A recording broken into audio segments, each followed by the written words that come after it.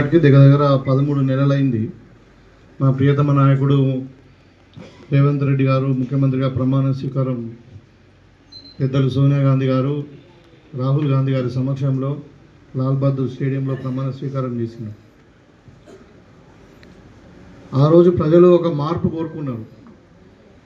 గడీల పాలన, కుటుంబ పాలన, అవినీతి పాలన, మరి మొత్తము అంటే ధర్నా చౌక్ను ఎత్తేసి సెక్రటరియట్లో ఎమ్మెల్యేలకు కూడా అనుమతి లేనటువంటి పరిస్థితి నుండి, మంత్రులకు కూడా సీఎంని కలిసి లేనటువంటి పరిస్థితి నుండి ఇవాళ మనం చూస్తూ ఉన్నాం. ప్రజాస్వామ్యము, ప్రజాపాలన, ఇందిరమ్మ రాజ్యం. మళ్ళీ ధర్నా చౌక్ ఓపెన్ అయింది. సెక్రటరియట్లో 100 మంది, మంత్రుల పేషీల దగ్గర 100 మంది, మరి సీఎంని ఎవరైనా కూడా రోజు 100 మంది కలిసేటువంటి పరిస్థితి, ఎవరైనా స్వేచ్ఛగా మాట్లాడుకునేటువంటి పరిస్థితి.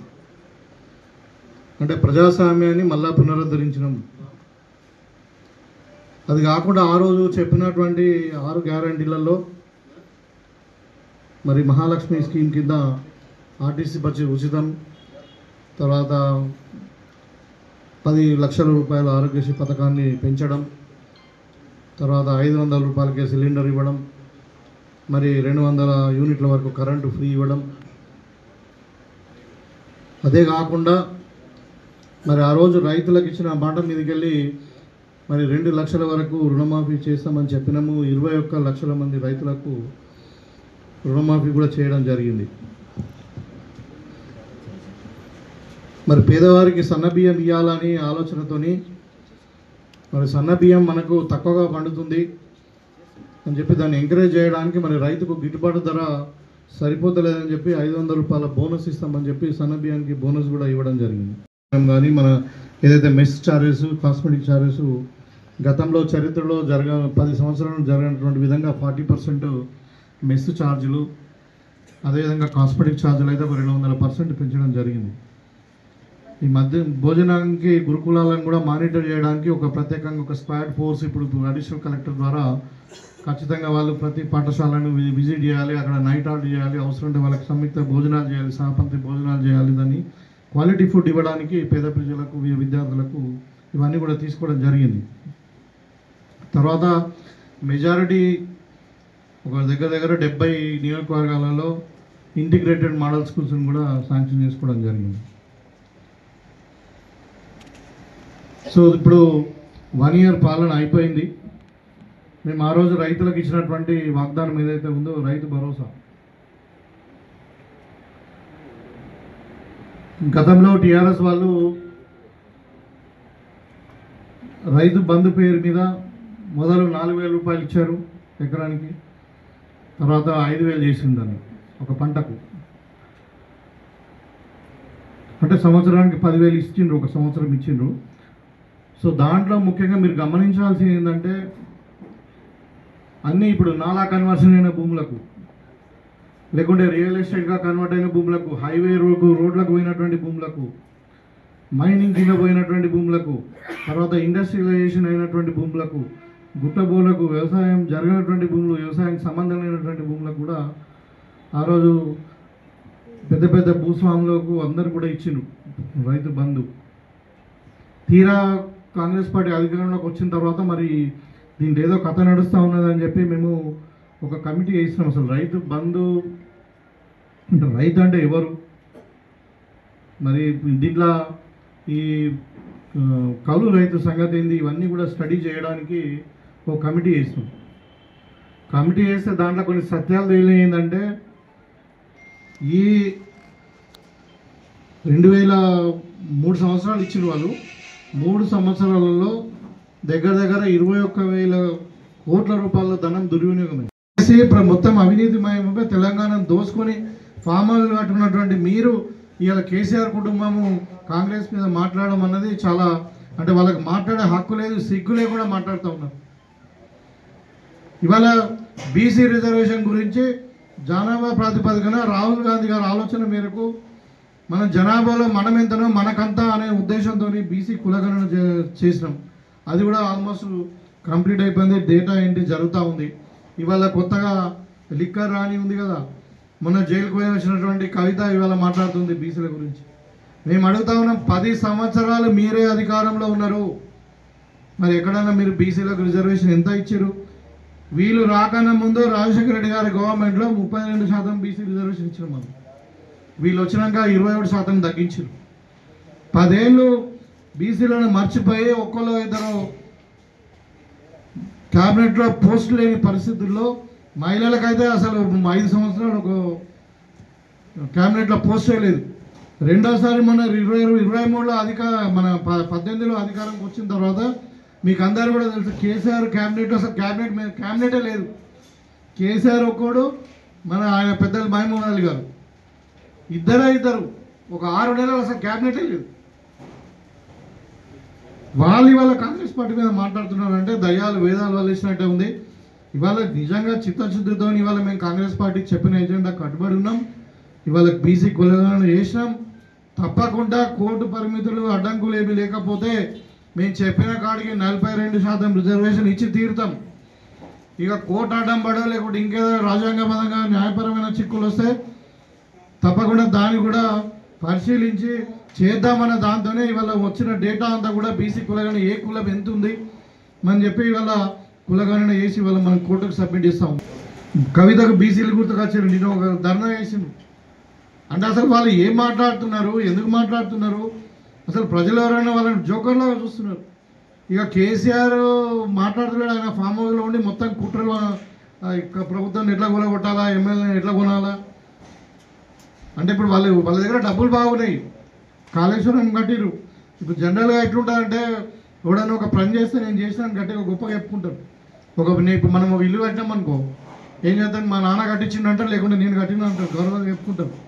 ఇవాళ కేసీఆర్ కుటుంబాన్ని మరి కాళేశ్వరం ఎవరు కట్టిరు అంటే మేము కాదు ఇంజనీర్ కట్టిరు అంటారు, మేము కాదు ఇంజనీర్లు కట్టిరు అంటారు. మొన్నటిదాకానేమో కాళేశ్వరం పేరు మీద టూరిజం పేరు మీద బస్సులను దింపారు, ఇవాళ కూలిపోగానే మేము కాదంటున్నాం. అంటే వాళ్ళు చెప్పి ఎన్ని అబద్ధాలు చెప్పారంటే వాళ్ళు అధికారం ఉన్నప్పుడు కాళేశ్వరంతో 1 కోటి ఎకరాలకు నీళ్ళు ఇచ్చినామని చెప్పారు. తీరా చూస్తే అలా 30,000 ఎకరాలు కూడా రాలే. కాకపోతే 1,00,000 పైచీలకు ధనం దుర్వినియోగమైంది. వాళ్ళ 3 ప్రాజెక్టులు సుందిలా కానీ అన్నారం కానీ మన లక్ష్మీ బ్యారేజ్ ఏదైతే ఉందో కాళేశ్వరం దగ్గర 3 బ్యారేజ్లలో ఒక చుక్క నీరు లేదు. డ్యామ్ సేఫ్టీ అథారిటీ వాళ్ళు ఏమన్నారంటే ఇలా దీన్ని డ్యామ్లో నీళ్లు పెడితే డ్యామ్ కుట్టుకపోతుంది, కూలిపోతుంది, మీరు పెట్టద్దు అన్నారు. అక్కడ నుండి ఒక చుక్క నీళ్లు రాకుండా గతంలో మీరు చూసింది అలా మొత్తం తెలంగాణలో 1,55,00,000 మెట్రిక్ టన్నుల వరి ధాన్యాన్ని ఉత్పత్తి చేసినాం. ఇది ఒక రికార్డు. భారతదేశంలోనే నంబర్ 1 రాష్ట్రంగా తెలంగాణ ఇవాళ వరి ఉత్పత్తిలో ఉన్నది. మరి పోనీ కాళేశ్వరం వెనకలకి ఒక చుక్క నీరు వచ్చిందా అంటే ఒక చుక్క నీరు రాలే, మనం నీళ్ళే పెట్టలే అన్నా. అంటే కేసీఆర్ ఎన్ని అబద్ధాలు మాట్లాడాడో మీరు చూడండి. ఇవాళ ఏదో ఒకటిగా అంటే ఇప్పుడు లాస్ట్ టైము కొన్ని ఏదో 29-30 సీట్లు వచ్చినాయి, ఇప్పుడు మళ్ళీ ఎంపీ సీట్లు వచ్చేసరికి మొత్తం డిపాజిట్లు పోయేసరికి మరి ఉనికొని కోల్పోతామని ఏదో ఒకటి పెట్టుకొని రోడ్డు మీదకి వస్తూ ఉన్నారు. కానీ ప్రజలలో స్పందన లేదు, నవ్వుతున్నారు. కేటీఆర్ మాట్లాడే మాట మొన్నడాకనేమో నేను జైలుకి పోతా ప్రజల కొరకు అన్నట్టు ఒక 6th సెన్స్ తెలిసినట్టున్నది. నేను చేసిన అవకతవకలు మొత్తం ఫార్ములా 1లో కానీ తర్వాత ఫోన్ ట్యాపింగ్లో కానీ వాళ్ళు చేసినది ఒకటి కాదు. ఇప్పుడు గొర్రెలలో స్కామే, చేపలలో స్కామే. అయితే జైలుకి పోతానే నన్ను బాగా అంటే తెలిసిపోయింది. దాని కొరకు ఏమంటున్నానంటే నేను ప్రజల కొరకు జైలుకి పోతా, మీ కొడుకు ముఖ్యమంత్రి అవుతుందని కేసీఆర్ చెప్తే సెక్రటరీ కూలగొట్టినట్టు ఈయన జైలుకి పోతే నువ్వు ముఖ్యమంత్రి అవుతావు చెప్పినట్టు జైలుకి పోతా అని ఖుషి అవుతున్నాడు అని చెప్పి మరి ఎంక్వైరీ పెట్టి అరెస్ట్ చేయండి బాబు అంటే మళ్ళీ కోర్టుకు పోయి స్టే తెచ్చుకున్నాడు. మరి నువ్వు తప్పు అయినప్పుడు ఎందుకు స్టే తెచ్చుకున్నావు అంటే అంత షోకుండి నేను జైల్లో పోయి వ్యాసాలు రాసుకుంటా, నేను మెడిటేషన్ చేసుకుంటా అని మాటలు మాట్లాడినాడు. మళ్ళీ ఇలా కోర్టుకి ఎందుకు పోయినరు, స్టే ఎందుకు తెచ్చుకున్నారు, ఈ తప్పు చేయకుండా మీకు భయం ఎందుకు? కవిత కూడా కట్టండి పెద్ద ఏదో బార్డర్ మీద యుద్ధం చేసినట్టు వచ్చి పిడికిలు బీడలకి వచ్చి నేను కేసీఆర్ బిడ్డను భయపడా ఏం ఘనకార్యం చేసిరా? దేశాన్ని దోసుకొని కూడా ఆడవాళ్ళు లిక్కర్ అమ్ముతారా? లిక్కర్ అమ్మినందుకు జైలుకు పోయిన ఇంకా సిగ్గుతో తల వంచుకోవాల్సింది పోయి ఇంకా పిడికిలెత్తి ఏదో పెద్ద యుద్ధం చేసినట్టు భగత్ సింగ్ లాగా ప్రాణం పంపించినట్టు మాట్లాడుతూ ఉన్నారు వీళ్ళు. అంటే వాళ్ళ కుటుంబానికి ఏమాత్రం క్రెడిబిలిటీ లేదు. ఇవాళ కేసీఆర్ కుటుంబం అంటేనే అవినీతి, అదొక సామెత ఉన్నది భక్త ప్రహ్లాదల సామెత కాదు, ఒక పాట పద్యం. ఇందుగలడు అందు లేడని సందేహం వలదు ఎందెందు వెతికినా అందందుగలడని భక్త ప్రహ్లాదుడు హిరణ్యకశపుని చెప్తాడనమాట విష్ణు గురించి. అలాంటిది ఇలా వీళ్ళ వీళ్ళ అరాచకాలు, వీళ్ళ దోపిడీ దేంట్లో చూసినా ఉన్నది. ఇప్పుడు ఏ గుడిలో పెట్టినా అప్పే. వీళ్ళు మాట్లాడుతున్న ఒక్కొక్కరు 4 ఫార్ములాలు పెట్టుకొని ఏమంటారంటే, ఇంత చక్కటి కార్యక్రమాలు ఇందిరమ్మ రాజ్యంలో ప్రజాస్వామ్యంలో మరి వాళ్ళ పేదవారికి అందరు కూడా ఇంత చక్కగా పరిపాలన చేస్తూ ఉంటే ఇంకా విమర్శించడము, అది కూడా అడ్డు అదుపు లేకుండా మరి పద్ధతి లేకుండా గతం మర్చిపోయి మాట్లాడడం అన్నది మరి అది అది ఇలాంటి పద్ధతులు టీఆర్ఎస్ వాళ్ళు మానుకోవాలని చెప్పి సందర్భంగా తెలియజేస్తాము. ప్రజలలో స్పందన లేదు. మీరు చూసిన మన కవిత నిజామాబాద్కి వస్తే ఎన్ని తంటాలు పడ్డారు, ఎన్ని పైసలు ఇచ్చి తెచ్చుకున్నారు మందిని. సెల్ఫ్ డబ్బాలు పట్టుకొని అంటే మంది వస్తలేరు, ఇలా నమ్ముతలేరు వాళ్ళని.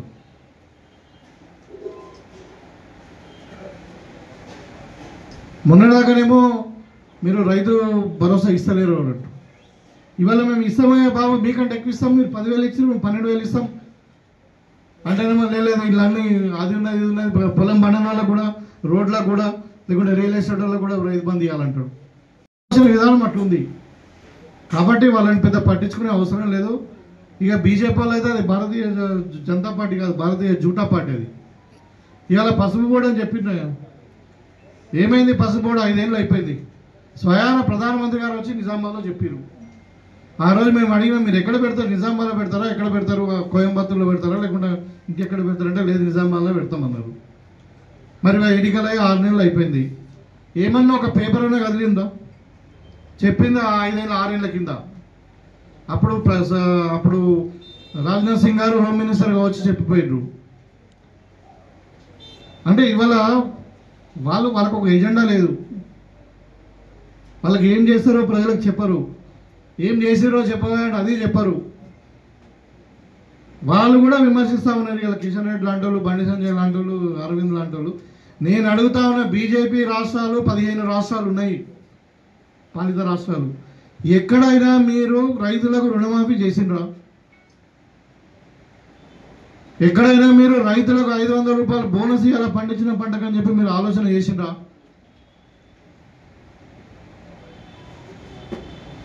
ఎక్కడైనా కూలీ అంటే వ్యవసాయం లేని కూలీలకు మరి 12,000 మేము ఇస్తా ఉన్నాం కదా, మీరు ఆలోచన చేసిండ్రా? ఎక్కడైనా అడుగుతా ఉన్నాం. పోనీ అధికారం మీదే ఉండే తెలంగాణకు వస్తారు, కేసీఆర్ అత్యంత అవినీతి పరుడు అని చెప్పిపోతారు. ఎవరు చెప్తారు? ప్రధానమంత్రి చెప్తారు, అప్పుడు ఉన్న హోంమంత్రి గారు చెప్తారు. మరి మీరే అధికారం ఉంది కదా, మరి మీరే ఏజెన్సీస్ అని మీ దగ్గర ఉన్నాయి, మరి కేసీఆర్ మీద కుటుంబం మీద ఎందుకు మీరు చర్యలు తీసుకునేది? అధికారం ఉంది మీరే, స్వయం ప్రధానమంత్రి వచ్చి చెప్పినాక పబ్లిక్ మీటింగ్లో, మరి ఇంకా దానికి ఏం సాంటిటీ ఉంది? అంటే బీజేపీ అంటేనే భారతీయ జూటా పార్టీ. మొన్న తెలంగాణకు వరదలు వస్తే అలా సెంట్రల్ టీమే వచ్చింది, వచ్చి సర్వే చేసిరు. సర్వే చేస్తే 10,000 కోట్ల లాస్ అయిందని చెప్పారు మనకు. మనం ఖమ్మంలో, వరంగల్లో, తర్వాత సూర్యాపేట జిల్లాలో, మహబూబాద్ జిల్లాలో 4 జిల్లాలలో సీరియస్ డ్యామేజ్ ఉంది. మరి పంట నష్టం జరిగింది, ఆస్తి నష్టం జరిగింది, రోడ్లు అంతా కూడా పోయినాయి అని చెప్పి వాళ్ళ ఎస్టిమేషన్ ప్రకారమే 10,000 కోట్లు ఎస్టిమేషన్ ఇచ్చిండ్రు. సెంట్రల్ గవర్నమెంట్ ఎంత ఇచ్చింది? 400 కోట్లు ఇచ్చింది. మరి మీరు ఏం చేస్తున్నట్టు? అంటే మీకు దమ్ము ఉంటే పోయి మోడీ దగ్గర కొట్లాడండి, అమిత్ షా దగ్గర కొట్లాడి, ప్రభుత్వం దగ్గర కొట్లాడి తెలంగాణకు రావాల్సిన హక్కులను తెప్పియండి. మీకు దమ్ముంటే మీ అది పాలిత రాష్ట్రాల్లో మేము చేసిన పనులు చేపియండి. అది చేత కాదు. కానీ ఇంకా కాంగ్రెస్ పార్టీని విమర్శించడం అన్నది మీ యొక్క విఘ్నతగా వదిలేస్తూ ఉన్నాం. ఇది కరెక్ట్ పద్ధతి కాదు. ఇవాళ ప్రజలు ప్రతిపక్షాలను పట్టించుకునే పరిస్థితిలో లేరు. రాబోయే కాలంలో ఇప్పుడు లోకల్ బాడీ ఎలక్షన్స్ అయితే మన మున్సిపాలిటీ ఎన్నికలు ఉన్నాయో, జిల్లా పరిషత్ ఎన్నికలు ఉన్నాయో, మండల పరిషత్ ఎన్నికలు ఉన్నాయి, సర్పంచ్ ఎన్నికలు ఉన్నాయి. 100% మొత్తం కూడా 100% మేము స్వీప్ చేయబోతా ఉన్నాం. ఇవాళ మహిళా సాధికారత కూడా కాంగ్రెస్ పార్టీ నంబర్ 1లో ఉంది. ఇవాళ 1,00,000 కోట్లు పెట్టి 1 కోటి మంది మహిళలను మరి కోటీశ్వరులు చేయడానికి ఇందిరా మహిళా స్వశక్తి పేరు మీద ఇవాళ మేము స్కీమ్ తీసుకుపోతున్నాం. మహిళలను అన్ని విధాలుగా ఆదుకోవడానికి, వాళ్ళను స్వయం అంటే సెల్ఫ్ ఎంపవర్మెంట్ అంటారు. కాబట్టి 100% ఈ కాంగ్రెస్ పార్టీ స్వీప్ చేస్తుంది. తర్వాత ప్రజారంజక పాలన ఉన్నది. మా ప్రభుత్వాన్ని విమర్శించే నైతిక హక్కు బీజేపీ కానీ టీఆర్ఎస్ కానీ లేదు. ఇవాళ ప్రజలలో వాళ్ళు పూర్తిగా ఆదరణ కోల్పోయారని చెప్పి నేను భావిస్తా ఉన్నాను. మతాలను రెచ్చగొట్టుడు ఓట్లు దానికి తప్పితే ప్రజలకి చేద్దాము. ఇవాళ బీజేపీ కాదా ఈ నల్ల చట్టాలను తెచ్చింది? 6,000 మంది రైతులను పుట్టన పెట్టుకునేది బీజేపీ కాదా? దగ్గర దగ్గర 2.5 సంవత్సరాలు రైతులు ధర్నాలు చేసినటువంటి ఎక్కడ దేనికి చేసిండ్రు? బీజేపీ చేసిన నల్ల చట్టాలే కదా. ఇవాళ భారతదేశ చరిత్రలో 75 ఏళ్ళ భారతదేశ చరిత్రలో ఒక ప్రధానమంత్రి ప్రజలకు సారీ చెప్పిన రోజు లేదు. రైతులకు సారీ చెప్పాల్సిన పరిస్థితి వచ్చింది మోడీ గారు. తెచ్చిన నల్ల చట్టాలు 3 కూడా అవి యాక్ట్ అయిపోయినాయి. యాక్ట్ అంటే ఇప్పుడు లోక్సభలో పాస్ అయింది, రాజ్యసభలో పాస్ అయింది. పాస్ అయిన తర్వాత ప్రెసిడెంట్ గారు సంతకం పెట్టిండ్రు, తర్వాత గెజెట్ వచ్చింది, తర్వాత చట్టంలోకి వెళ్ళిపోయిన తర్వాత కూడా మళ్ళీ ఆ చట్టాన్ని రివర్స్ తీసుకోవడానికి మళ్ళీ ఒక చట్టం పెట్టిండ్రు. భారతదేశ చరిత్రలో కూడా ఏ చట్టాన్ని కూడా అంటే చేరికలు ఉంటాయి, అమెండ్మెంట్స్ ఉంటాయి, అంటే ఏమంటారు సవరణలు ఉంటాయి, కానీ యాజ్ ఇట్ ఈజ్ చట్టాన్ని మళ్ళీ వాపస్ తీసుకోవడానికి ఇంకో చట్టం పెట్టిన దాఖలు ఎక్కడా లేవు. అంటే అంత అసమర్థ ప్రధానమంత్రి గారు మోడీ గారు. రైతు వ్యతిరేక ప్రభుత్వం అది. కాబట్టి వాళ్లకు ఇలా కాంగ్రెస్ పార్టీ మీద మాట్లాడే అర్హత లేదు. మీరు రాష్ట్రాలలో చేసాక ఇక్కడ మాట్లాడండి అని చెప్పి ఇక్కడ మీరు 8 మంది ఎంపీలు ఉన్నారు. తెలంగాణ ప్రజలు ఏం తప్పు చేసిరు? మీకు 8 మంది ఎంపీలను గెలిచి పంపించారు. ఇవాళ 10 సంవత్సరాలు 11 సంవత్సరాలు నడుస్తూ ఉంది. 2014 జూన్లో మనకు తెలంగాణ వచ్చింది. తెలంగాణలో అంటే ఆంధ్రప్రదేశ్ రీఆర్గనైజేషన్ బిల్ వచ్చింది ఎప్పుడు? 11 సంవత్సరాలు అవుతుంది. 11 సంవత్సరాలలో పార్లమెంట్లో పాస్ అయిన బిల్లులో ఉన్నటువంటి అంశాలు ఇవాళ 10 ఏళ్ల నుండి ప్రభుత్వంలో ఉన్నటువంటి బీజేపీ అమలు పరుస్తలేదంటే రీఆర్గనైజేషన్ యాక్ట్లో ఆంధ్రప్రదేశ్ రీఆర్గనైజేషన్ యాక్ట్లో ఉన్నటువంటి అంశాలు ఇప్పటి వరకు అమలు కాలేదు. ఎవరున్నారు కేంద్రంలో? ఎవరున్నారు? మరి అంటే తెలంగాణ మీద మీకు ఎందుకు చిన్న చూపు? మీకు ఏం తప్పు చేసింది తెలంగాణ ప్రజలు? 8 మంది ఎంపీలను గెలిపించి మీకు ఢిల్లీకి పంపిస్తే మీరు పోయి కొట్లాడి తెలంగాణకు కావాల్సిన నిధులు, అక్కడ రీఆర్గనైజేషన్ బిల్లో ఉన్న అంశాలను ఇంప్లిమెంట్ చేయాలని కొట్లాడడం పోయి ఇంకా పోయి గుజరాత్లకు గులామీ చేస్తూ ఉన్నారు వీళ్ళు. మనకు భారతదేశంలో ఎక్కడా లేదు ఇది. సో ఇది కూడా ఒక చరిత్రాత్మకమైన నిర్ణయం. ఇక ఇందిరమ్మ ఇండ్లు కూడా అందరికీ ఇప్పుడు ఇందిరమ్మ ఇండ్లు 26వ తారీఖు తర్వాత ప్రతి ఒక్క పేదవానికి ఇందిరమ్మ ఇండ్లు ఒక్కొక్క నియోజకవర్గానికి 3,500 ఇండ్లు శాంక్షన్ అయినాయి. దానికి ప్రత్యేకంగా 20,000 కోట్ల రూపాయలు కూడా బడ్జెట్లో పెట్టుకున్నాం. సో ఇప్పుడు ఆల్రెడీ ఇందిరమ్మ కమిటీలు వేసుకున్నాం. మరి ఇందిరమ్మ హౌసెస్ గురించి ఒక యాప్ కూడా రిలీజ్ చేసినాం. దాని ద్వారా మరి రెవెన్యూ డిపార్ట్మెంట్ వాళ్ళు దానికి సర్వే కూడా చేస్తూ ఉన్నారు. టెంటేటివ్ లిస్ట్ కూడా బయటకు వస్తూ ఉంది. దీంట్లో ఏంటంటే అత్యంత అడుగు ఎవరికైతే మొత్తమే ఇండ్లు లేని వాళ్ళకు మొట్టమొదటిసారిగా, సెకండ్ టైం ఇండ్లు లేవు ప్లాట్లు కూడా లేని వాళ్ళకు సెకండ్ టైం, మూడోసారిగా కూలిపోయే గుడిసెలు కానీ ఇట్లా పెంకుటి ఇండ్లు ఉన్న వాళ్ళకు 3వ విడతల ఇద్దామని ప్రభుత్వం నిర్ణయించింది. ఖచ్చితంగా తెలంగాణలో ఎవ్వరు కూడా ఇండ్లు లేని వారు లేకుండా 100% అందరికీ ఇండ్లు కట్టించే బాధ్యత ప్రభుత్వం తీసుకుంటుంది. దాన్ని చెప్పినాం, దాని మాట మీద ఉంటాం. ఇవాళ మళ్ళా పేదవాళ్ళందరూ కూడా సన్నబియ్యం తినాలని చెప్పి మరి 6 కిలోల చొప్పున జనవరి 26వ తారీఖు నుండి ప్రతి కుటుంబానికి ఎంతమంది ఉంటే అంతమందికి మనిషికి 6 కిలోల చొప్పున సన్నబియ్యం ఇస్తూ ఉన్నాం. అదేవిధంగా వైట్ రేషన్ కార్డులు మీకు అందరు కూడా తెలుసు. గతంలో 10 సంవత్సరాలు కొత్త రేషన్ కార్డులు ఇచ్చిన దాఖలాలు లేవు. కొన్ని లక్షల కుటుంబాలు కొత్తగా పెండిళ్ళయి కొత్త కుటుంబాలు ఏర్పడ్డాయి. అయితే వాళ్ళందరూ కూడా తెల్ల రేషన్ కార్డు కాకుండా ఫ్యామిలీ డిజిటల్ కార్డు పేరు మీద మేము అందరు కూడా కార్డులు ఇవ్వబోతా ఉన్నాం 26వ తారీఖు నుండి. ఎందుకంటే 26వ తారీఖు అన్నది మనకు ఏమంటారు గణతంత్ర దినోత్సవం, రిపబ్లిక్ డే నాడు మన రాజ్యాంగాన్ని మనము అంటే ఆహ్వానించినటువంటి రోజు. సో అది ఇప్పుడు ఈ 26 జనవరి 2025కి మనము కరెక్ట్ 75 సంవత్సరాలు అవుతుంది. పేదవారి కొరకు సన్నబియ్యము, అందరికీ రేషన్ కార్డులు, ఇందిరమ్మ ఇండ్లు, మరి రైతు భరోసా, అదేవిధంగా మరి ఇందిరమ్మ ఆత్మీయ భరోసా పేరు మీద ఒక రైతు కూలీలకు కూడా ఈ స్కీమ్లన్నీ కూడా మొదలు పెట్టబోతా ఉంది కాంగ్రెస్ పార్టీ. మీకు అందరు కూడా తెలుసు, గత ఒక సంవత్సరం నుండి మేము చెప్తానే ఉన్నాం. మీకు అసెంబ్లీలోతో పాటు మరి ఫైనాన్షియల్ స్టేటస్ మొత్తం కూడా మేము చెప్పినాం.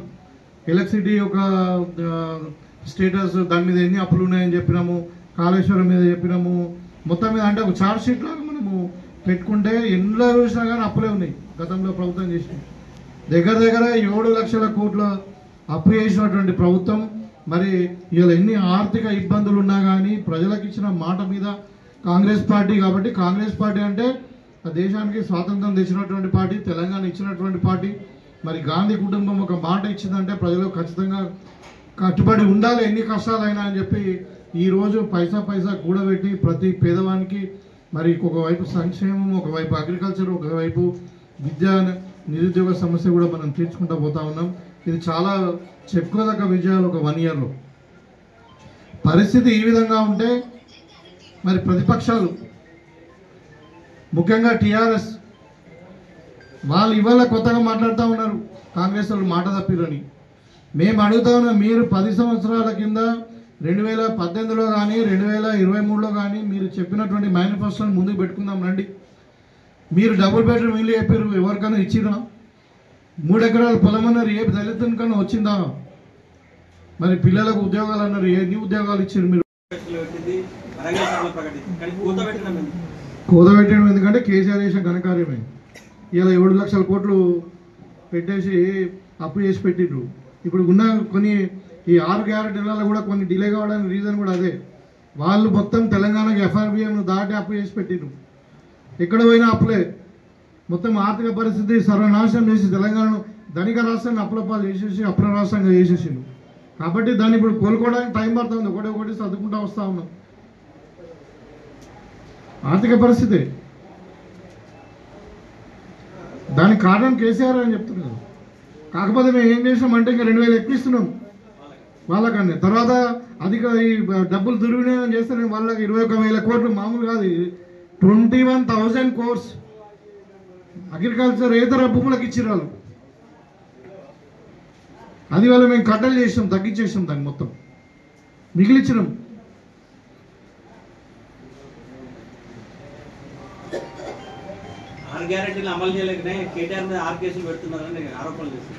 వాళ్ళు మంచి చేస్తే వాళ్ళని ఎందుకు ఓడగొడతారు ప్రజలు?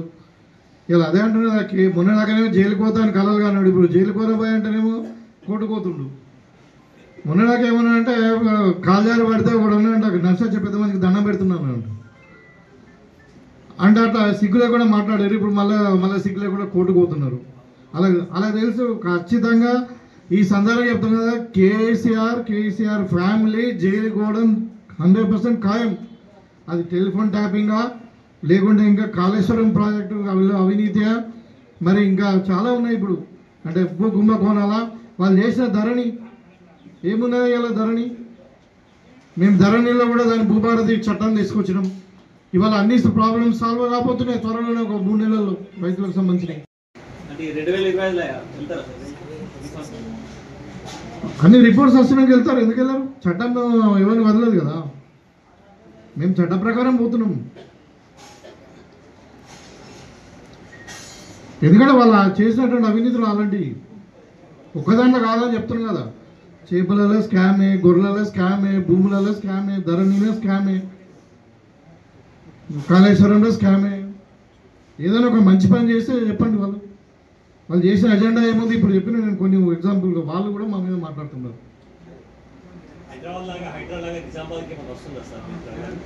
ఇప్పుడైతే ఏం లేదండి. ఇప్పుడు కార్యక్రమం చెప్తా ఉన్నా, మూసీ ప్రక్షాళన చేద్దాం, హైదరాబాద్ మహానగరంగా చేద్దామని అంటే దాన్ని అడుగుంటున్నాం.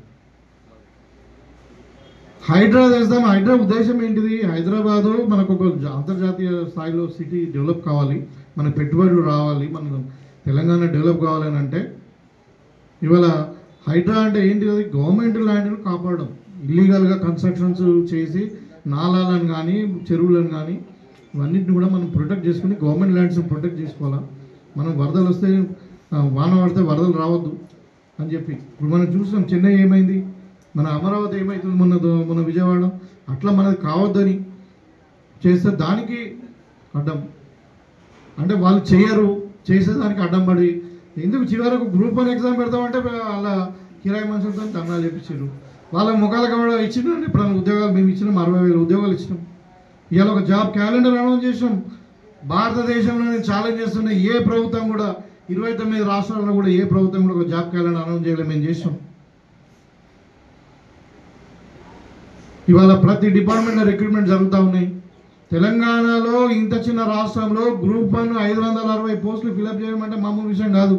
ఏపీపీఎస్సీ ఏ స్థితిలో ఉండే మొత్తం ప్రక్షాళన చేసి టీఎస్పీఎస్సీ ఇవాళ ప్రక్షాళన చేసి దాన్ని ఎంత స్ట్రీమ్లైన్ చేసాం. సమగ్రంగా ఎగ్జామ్ జరుగుతున్నాయి. ఎప్పుడు చూసినా పేపర్ లీకులు లేకుంటే కోర్టు కేసులు. అంటే వాళ్ళు చేసిన ఘనకారం కదా. ఆ ఫామ్ హౌస్ కూడా ఇల్లీగల్ కట్టుకున్నారు కాబట్టి మరి ఇప్పుడు హైదరాబాద్ అడ్డం పడుతున్నారు. చిన్న సన్నకారు రైతులకి రైతు భరోసా ఇవ్వాలని కాంగ్రెస్ గతంలో డిమాండ్ చేసింది. అపరిమితంగా ఇప్పుడు మీరు కూడా కటాఫ్ లేకుండా అనుమతిస్తున్నారు. అంటే దాంట్లో చిన్న సన్నకారు రైతులను కాదు, అక్కడ వ్యవసాయేతర భూములకు కూడా ఇచ్చిండ్రు, వాళ్ళకి ఇవ్వద్దు, ప్రజాధనం దుర్వినియోగం అవుతుందన్న ఆలోచన ఉండే.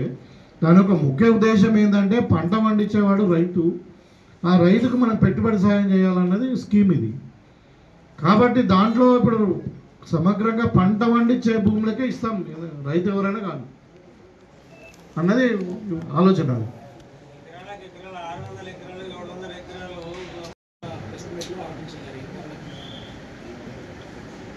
అంటే కమిషనరు ఇప్పుడు ఇన్ఛార్జ్ కమిషనర్ ఉన్నాడు, ఫుల్ టైం కమిషనర్ త్వరలోనే వస్తారు. కానీ క్రైమ్ రేట్ పెరిగిందని నేను భావిస్తలేను, అది అబద్ధం. అది ఇప్పుడు యాక్చువల్గా చెప్పాలంటే టీఆర్ఎస్లో ఏమైందంటే మొత్తం వాళ్ళు చేసింది ఏంటంటే లిక్కర్ బిజినెస్, డ్రగ్స్ బిజినెస్. ఇప్పుడు కేటీఆర్ స్వయంగా ఫామ్ హౌస్లో దావా చేసుకొని వాళ్ళ బామ్మర్ది ఫామ్ హౌస్లోనే దొరికినరా లేదా కుక్కని తీసుకొని దానికంటే మేము పార్టీ చేసుకోవద్దాం అంటే వాళ్ళు ఏమైంది. కేసీఆర్ కాన్స్టిట్యూట్ చేసినటువంటి నార్కోటిక్ వింగ్లో ₹1 లేకుండా ఒక స్టాఫ్ లేకుండా పెట్టారు 10 ఏళ్ళు. మేము ఇలా వచ్చిన తర్వాత పిల్లలను కానీ యూత్ను కానీ వీళ్ళను డ్రగ్స్ వైపు పోవద్దని చెప్పి నార్కోటిక్ ప్రివెన్షన్ కింద ఒక సపరేట్గా ఒక ఐజీని పెట్టి దానికి ఒక ₹50 కోట్ల ఇచ్చి ఫుల్ ఆఫీస్ ఎస్టాబ్లిష్ చేసి వాళ్ళ మనం మొత్తం కూడా నిజామాబాద్ మీరు చూడండి, నేను చెప్పడం కాదు, ఇవాళ బల్క్ డ్రగ్ ట్రాన్స్పోర్ట్ మొత్తం తగ్గిపోయింది. అంటే నార్కోటిక్స్ వాళ్ళు ఇచ్చిన సమాచారం ఏంటంటే అక్కడక్కడ కొంచెం ఏదో చిన్నగా అంటే కొన్ని స్మాల్ గ్రామ్స్ అమౌంట్ ఇండివిజువల్గా తెచ్చుకుంటారు మహారాష్ట్రకి వెళ్ళి. దాన్ని కూడా మేము సోర్స్ పాయింట్ అవుట్ చేస్తున్నాము, వాళ్ళని కట్టెలు చేస్తున్నాం మహారాష్ట్ర పోలీసులతోని. వాళ్ళు చెప్తున్నారు కానీ ఎక్కడ కూడా శాంతి భద్రతలు ఎక్కడ కూడా ఇది కాలేదు, ఇంకా ప్రశాంతంగా ఉంది. అసలు మొత్తం మట్కా నార్కోటిక్స్ కానీ ఇంకా జూదం అన్ని కూడా బంద్ అయిపోయినాయి మొత్తం.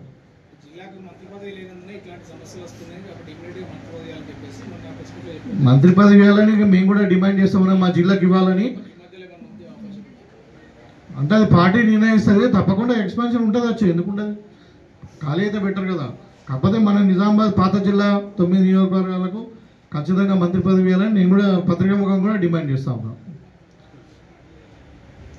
ఇప్పుడు నెక్స్ట్ జరుగుతాయి, ఇప్పుడు అన్ని వైట్ రేషన్ కార్డ్స్ రాగానే రిజర్వేషన్ ఖరారు అయిన తర్వాత జరుగుతాయి, తొందరగానే ఇస్తాను.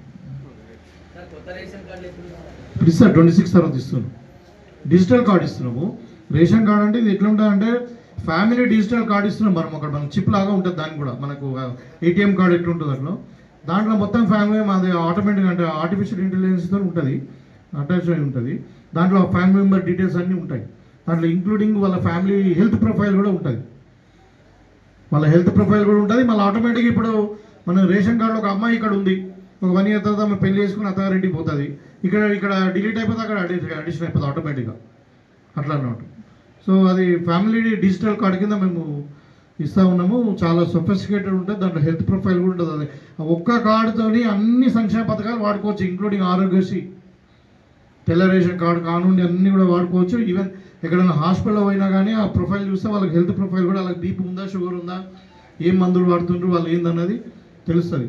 సో అంత అడ్వాన్స్డ్ ఫ్యామిలీ డిజిటల్ కార్డ్స్ మేము ఇవ్వబోతా ఉన్నాం.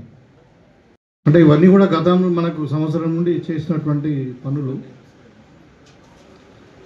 విద్యా వ్యవస్థలో ఇవాళ అన్ని స్కూళ్ళు కూడా రిపేర్ చేయించుకొని దగ్గర 12,000 మందిని మనం కొత్తగా టీచర్ ఉపాధ్యాయులను రిక్రూట్ చేసుకొని మరి 11,000 మంది పై ఉపాధ్యాయులకు ప్రమోషన్స్ ఇచ్చుకొని ఇవాళ ప్రతి స్కూల్లో పీఈటీ టీచర్ ఉన్నాడు, ప్రతి మండలంకు ఎంఈఓ ఉన్నాడు, ఇవాళ ప్రతి యూనివర్సిటీకి ఒక వైస్ ఛాన్సలర్ ఉన్నాడు. 21,000 కోట్లు ప్రజాధనం దుర్వినియోగం అయిపోయి వ్యవసాయేతర భూములకు వాళ్ళు రైతు బంధు ఇచ్చింది. సో దాని కొరకు కమిటీ వేసి ఇలా కమిటీ వచ్చిన తర్వాత కమిటీ యొక్క సూచనల మేరకు నిన్న క్యాబినెట్లో ముఖ్యమంత్రి గారి ఆధ్వర్యంలో జరిగినటువంటి తెలంగాణ రాష్ట్ర క్యాబినెట్లో ఒక నిర్ణయం తీసుకునే ఏంటంటే రైతు భరోసా మేము ఆ రోజు ఏదైతే ఎన్నికలలో చెప్పినామో ఈ రైతు భరోసాను అందరి రైతులకు షరతులు లేకుండా ఎన్ని ఎకరాలన్నా ఉండని పంట పండించే రైతుకు మేము రైతు భరోసా 12,000 కాడికి సంవత్సరం కాడికి ఇస్తామని చెప్పి నిర్ణయం తీసుకోవడం అన్నది ఇది ఒక చరిత్ర. అదే చెప్పాను, దగ్గర 30 నుండి 40 లక్షల ఎకరాలకు అంటే ధనం వృధా అయింది 21,000 కోట్లు. అలాంటి ప్రజాధనాన్ని వృధా కాకుండడానికి ఒక కమిటీ వేసి స్టడీ చేసిన తర్వాత ఈరోజు ఏ పంట అయినా పర్వాలేదు, అది పత్తి కావచ్చు, చెరుకు కావచ్చు, లేకుంటే పసుపు కావచ్చు, అది 3 నెలల పంట కావచ్చు, లేకుంటే ఇప్పుడు చెరుకు లాంటిది ఒక సంవత్సరం పంట కావచ్చు, లేకుంటే ఈవెన్ హార్టికల్చర్ కావచ్చు. హార్టికల్చర్ అంటే మామిడి చెట్లు కానీ ఇవి అంటే మన పండ్ల చెట్లు కానీ లేకుంటే ఏ వ్యవసాయం చేసినా కానీ ఎన్ని ఎకరాలకైనా కానీ వ్యవసాయ భూమికి మేము రైతు భరోసా సంవత్సరానికి 12,000 ఇస్తామని చెప్పి ప్రభుత్వం నిర్ణయించడం అనేది చాలా ఒక హిస్టారికల్ ఈవెంట్ ఇది. ఇప్పుడు నిజమైన రైతుకు లబ్ధి అందాల. రైతులు ఇప్పుడు అప్పుడు ఇంతకుముందు జీవోలో ఏం చెప్పారు వాళ్ళు, రైతు పెట్టుబడి సహాయం అని చెప్పారు. మరి వ్యవసాయేతర భూములకు ఎట్లా ఇచ్చిర్రు? రైతు వ్యవసాయమే చేస్తలేడు అక్కడ, వ్యవసాయ భూమే కాదు అది. కాబట్టి ఆ విధంగా దుర్వినియోగం కాకుండా విత్ ప్రాపర్ సర్వే చేసి అవసరం ఉంటే ఈ ఊరికి అగ్రికల్చర్ ఎక్స్టెన్షన్ ఆఫీసర్తో రెవెన్యూ డిపార్ట్మెంట్తో కలిసి మరి మేము సర్వే చేసుకొని ప్రతి ఎకరానికి మరి రైతు భరోసా ఇద్దామనే ఆలోచనతో నిన్న నిర్ణయం తీసుకున్నారు. దీంట్లో ఇంకా మనం ఇప్పుడు ఏదైతే మనం బోనస్ ఇవ్వడం వల్ల అంటే పంట పండిన దానికి మనం 500 రూపాయలు బోనస్ ఇవ్వడం వల్ల దీంట్లో కౌలు రైతు కూడా అడ్రస్ అయింది. ఇవాళ రైతు అంటే ఎవరు? పంట పండించేవాడు రైతు, భూమి ఉన్నాడు భూస్వామి అవుతాడు, కానీ అంటే రైతు కాదు. రైతు అంటే పంట పండించేవాడు రైతు. కాబట్టి ఆ రైతుకు లాభం జరగాలని చెప్పి అలాగ మరి గిట్టుబాటు ధరకు 500 రూపాయలు బోనస్ కూడా ఇవ్వడం జరిగింది. దాంతోపాటు మరి వాళ్ళ కౌలు రైతు కూడా 500 వల్ల లాభం జరిగింది. అదేవిధంగా మరి భూమి లేని వాళ్లకు రైతు కూలీలు అనుకోండి, లేకుంటే వ్యవసాయం మీద ఆధారపడని వాళ్ళకు ఏం చేయాలని ఆలోచించినప్పుడు మరి తప్పకుండా వాళ్ళని ఆదుకోవాలన్న దాని మీద ఇవాళ సంవత్సరానికి 12,000 రూపాయలు ఒక్కొక్క వ్యక్తికి అంటే ఇందిరమ్మ ఆత్మీయ భరోసా పేరు మీద మేము ఎలక్షన్ మేనిఫెస్టోలో చెప్పినాము. ప్రతి వ్యక్తికి 12,000 రూపాయలు అంటే నెలకు 1,000 రూపాయలు, సంవత్సరానికి 12,000 రూపాయలు చొప్పున దగ్గర ఇవాళ తెలంగాణలో 12 నుండి 15 లక్షల మంది జాబ్ కార్డు హోల్డర్స్ ఎవరైతే ఉన్నారో నరేగాలో వాళ్ళందరూ కూడా 12,000 రూపాయలు ఇవ్వడానికి ప్రభుత్వం నిర్ణయించింది.